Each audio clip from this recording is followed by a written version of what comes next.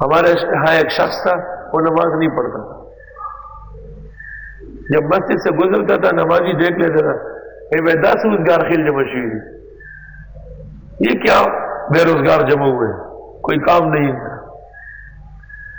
ایک دفعہ میں نے کہا یہ فوت ہو گئے لیکن اچھے عمل میں تو نام لے سکتے ہیں۔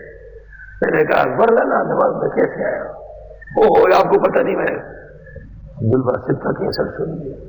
میں نے کہا تمہیں کیا فائدہ ہوا؟ بس دل نے کہا آج کے بعد نمازیں پڑھوں گا، مرتے دم تک قضا نہیں کی۔ عبدالباسط کی کیسٹ سن لی تو وہ تو دلوں کو سینوں کو پھاڑ دیتا ہے، میں کوئی شک نہیں، لیکن ان لوگوں پر اثر شاید نہ ہو جنہوں نے عبدالباسط کو دیکھا ہے۔ آخری مرتبہ جب پاکستان آئے تھے تو اس نے وعدہ کیا تھا کہ میں آؤں گا، پھر آؤں گا۔ ایک چھوٹے طالب علم نے پیچھے سے آواز دی کہ داڑھی رکھے بغیر نہیں آؤں گا۔ خدا تعالیٰ نے اس فرشتے کی ایسی سن لی کہ واقعی اس نے داڑھی نہیں رکھی اور آنا نصیب نہیں ہوا۔ ممکن ہے کہ اس ایک گناہ کے علاوہ ہزاروں کمالات اللہ نے اس کو عطا کیے۔ زمانے حال میں پورے عالم میں قرآن پڑھنے والا ایسا کوئی پیدا نہیں ہوا ہے جو عبدالباسط تھا۔ چیلنج کے ساتھ ان کی تلاوت یہود و نصارہ کو سنائی گئی اور وہ یہودیت و نصرانیت سے تائب ہو چکے ہیں، توبہ کر چکے۔ گاندھی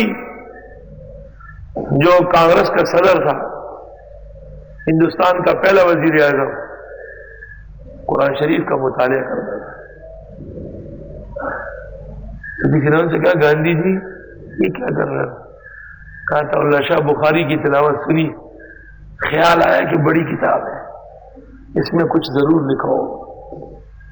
پورا مکمل مطالعہ کرنا تھا، بہت سارے لوگ کرتے ہیں۔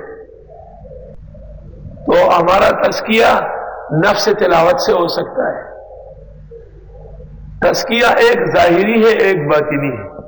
ظاہری اس کو کہتے ہیں کہ ہاتھ دھوئے، وضو کرے، حلال کھائے، جھوٹ نہ بولے، نمازیں سیکھ لے، دعائیں یاد کر لے، یہ قاری صاحبان بچوں کو یاد کراتے ہیں۔ اور باطنی یہ ہے کہ پھر اس سے دل و دماغ روشن ہو جائے۔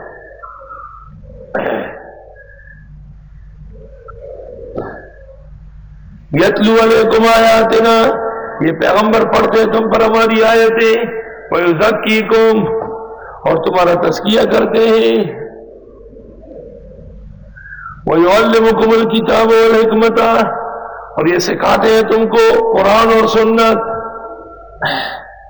کتاب اور فقہ، کیونکہ فقہ دونوں پر مشتمل ہے۔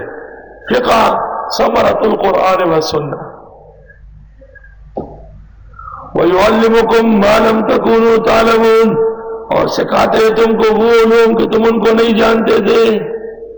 ہزاروں علوم جو نبوت سے دنیا میں پھیل چکے ہیں۔